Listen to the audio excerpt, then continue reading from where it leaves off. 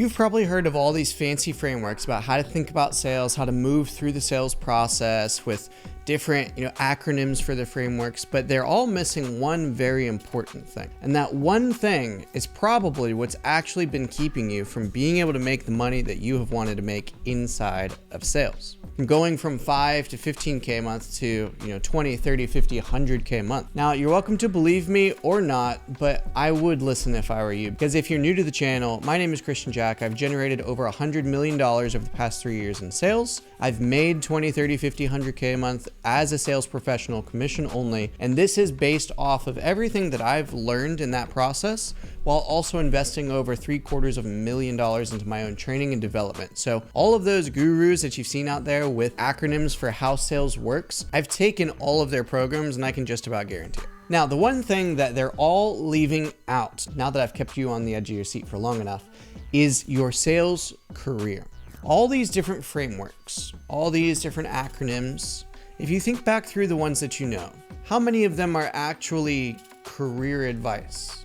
How many of them are actually talking to you about what offers to sell for, what businesses to work with? How many of them are telling you about the daily discipline that you need to have and the systems in order to keep your pipeline full even when leads start to dry up during a marketing drought? Probably none of them, because they're all focused on one thing, and that is how to actually have the sales conversation. But if you're a sales professional, then that means that you're missing out on debatably more than 80% of your career, because being on call is one thing, but what happens when your next call no-shows? What happens when, marketing dries up for a week? Maybe the ad account gets shut down or the social media account goes down. What happens when you get cut from an offer or from a business? You get fired. What do you do then? How much are those frameworks actually helping you? And I would say they are actually very helpful, because you can still use sales conversational frameworks outside of sales. Like, I do it all the time. I do it at the fucking coffee shop in order to get free coffee just about every day. But that's not to say that there aren't more things that you should be focused on. And so today I'm going to share with you the 4-step system that I've personally created over my career in order to ensure that I always have high quality offers to sell on, that I'm constantly able to sell on them no matter who the avatar is, no matter who the prospect is, no matter what their systems are, that I'm able to do it effectively, efficiently, and consistently day after day, week after week, month after month, even if the marketing account gets shut down, even if there's a drought in the leads, and how I use all of this to make sure that I am continually moving towards the goal that I have for my life personally, as well as professionally. I'm advancing my career and I'm moving towards the life that I actually want as a human being. Now, this system I call 4D selling. All right, 4D selling. I used to have a bunch of other systems that I've gone through, I've created, but none of them fully encompass everything as much as this one does, okay? So think about it this way. The 4Ds of 4D selling starts with direction. It then moves on to discipline. After that, we do depth. And the last D is then delivery. All right, direction, discipline, depth, and delivery. Now, each of these have a few different meanings and they work on a lot of different levels. If you haven't met me before, you probably don't know how much I actually love a good model and systematizing things. So I've spent a lot of time, a lot of money, a lot of effort on actually coming up with this system, and it works on more levels than we even have time to go over here today. But we're going to focus on the career side of things. So number one is direction. All right, this is the direction that you're wanting to go with your life, with your career, etc. If you want to think about it as, what's the biggest reason that you got into sales? Like, I want you to actually think about this with me for a moment, because let's be honest, like, we all have goldfish brains and we forget what we just went through 5 seconds ago. So actually go through this exercise with me while you're watching this video, so that way you save yourself time and you don't even have to come back to it later. So number one, direction. Why did you get into sales? What's the biggest reason? Was it to get out of your 9 to 5? Was it to build a skill set that you can use to then go and do other things? Is it a means to an end? Did you get into sales in order to eventually just retire from sales and never have to work another job again? There's lots of different reasons that people get into sales, and for everybody it's different, but those are some of the common themes that I've seen. So understanding what the actual direction is that you're moving towards is very, very important, and actually doing a bit of work to figure out, okay, how much money do you actually need to make in what amount of time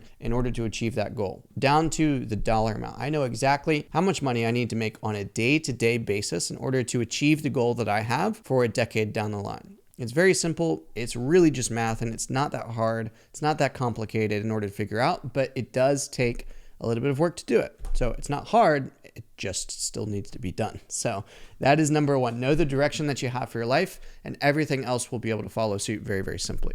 All right. Now, after direction is discipline.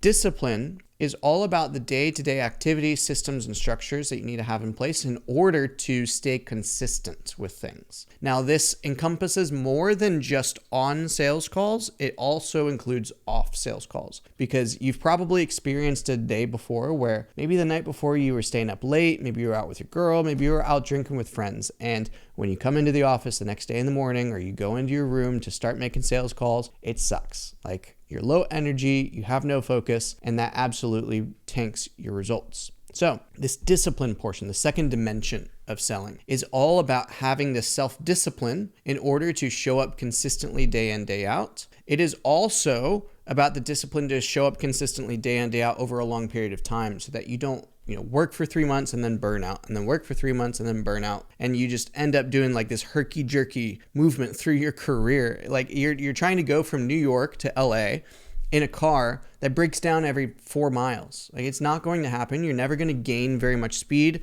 and it's going to probably be more frustrating than it really even needs to be. And so then you hop from offer to offer, you make 10K one month, you make 1K the next month, and it's just all over the place. And nobody really likes that. Right? You may have experienced it before. I know that I have.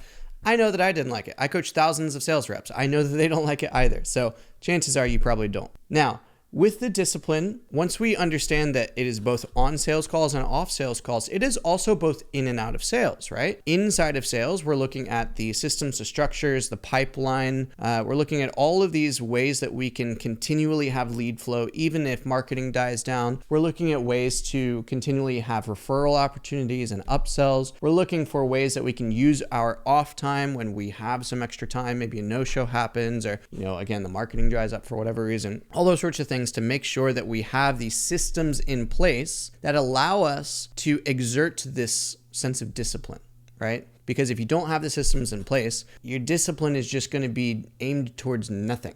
And there's no point in working in a black hole. There's no leads there. There's no money there. So you're just going to be frustrated at yourself more than anything. So discipline in sales, but then outside of sales with your habits, your routines, your relationships, your spirituality, your health. Like, there's so much that goes into that.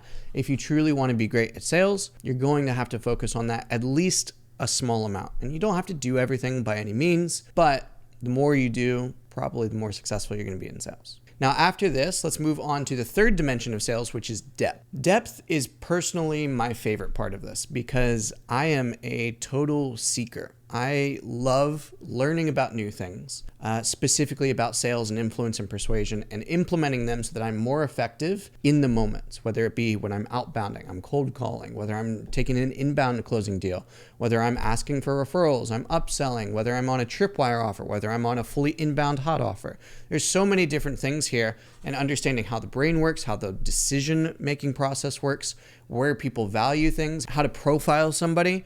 And so at the end of the day, this is just about understanding human beings, how they make decisions, where they place value, and being able to communicate effectively along those lines. Because let's say that you're speaking to somebody, as an example, who values ripping the Band-Aid off, going big or going home, hitting it out of the park the first try so that we don't have to do it again. You're going to speak and sell to that person and frame everything very differently than somebody who, let's say, they want to be a toe dipper. Like, they want to test the water before they jump all the way in. They want to validate that something works before then allocating more capital and time to it. And those are both completely valid ways to go throughout life. But if you don't know that, then you're probably just going to resort to one side or the other just based off of your own beliefs, which, let's be honest, don't really matter that much inside of a sales conversation. Or you're just going to resort to your own programming, which is an unconscious belief set that's been given to you by the world around you, or that you've learned from, rewards and disciplinary things that have happened in your life. It's very simple. It's not that complicated, but you can go really deep in all of this to where I've had 100% closing rate on the past few offers that I've joined. Every single person that has shown up on the call has been closed. And that's not to say that that should be the goal, but I'll be honest, it's pretty cool. It's pretty cool because as soon as I sit down, as soon as I have somebody show up, then I know that I'm going to be able to get paid. if this is what they need, if this is what they want, of course, if all those sorts of things align. Now, the last dimension of sales is delivery. Delivery is about how all of this now is delivered to you and to the world around you, to your prospects, to the offers that you're on, to yourself, your relationships, your future, etc. And this can start to get a little bit philosophical, but I'll keep it super tactical for you here. Delivery is the vehicle that you're in for sales. So maybe you're in high ticket sales, maybe you're in software sales, maybe you're in corporate, maybe you're in, door-to-door sales. Obviously, there's a ton of different niches, number one. And then within that, there's offers where you get paid a large lump sum up front and no residuals. There's offers where you get paid not very much up front, but tons of residuals. There's some sort of mix in between. There's also offers that have a short sales cycle, of a long sales cycle. There's ones that involve a few decision makers and ones that involve a lot of decision makers. There's so much that goes into this, but then also there's even are you selling things that you're passionate about that fuel the long-term growth or career advancement that you want to have? If you got into sales in order to then get out of sales, in order to go and do other things, you just wanted to learn the skill of sales, then maybe you should sell a different offer than somebody who just wants to be in sales and then just retire straight out of sales. So everybody's different, but this is kind of based on the direction that you set for yourself, as well as your level of discipline and your level of depth, because you're not going to be able to sell very high-level deals if you don't really understand how decisions are made and how to sell at a very high level. So you need to make sure that you have a few things in line before you get to this step. This is why it is the fourth dimension, but delivery is all about, again, the vehicle that you're in and how it's getting you to your destination. So those are the 4 dimensions of sales. Again, direction, discipline, depth, and delivery. If you can just master those 4 things inside of your sales career, you are going to absolutely crush it. And I'll give you a little golden nugget here. If you didn't notice, this can also be used within the sales process, right? Direction is, what are we on this call for? What are you looking to achieve? What are you running away from, right? Generally, that's kind of the agenda set at the beginning of the call in the frame, the first question. What's the biggest reason why you're wanting to X and Y and Z right now? After that, then we have discipline. This is like the discipline of going through the logical data and not assuming anything before getting into all of the emotional stuff. A lot of people just, use this in order to get to the emotional stuff, but you have to have discipline in going through the logical data first, because then that paints the picture. It's like connect the dots. It's paint by numbers. And once you have all of the data there, then it's very easy to go into depth, deep. Right? The third dimension is depth. This is where we get a little bit deeper on the call,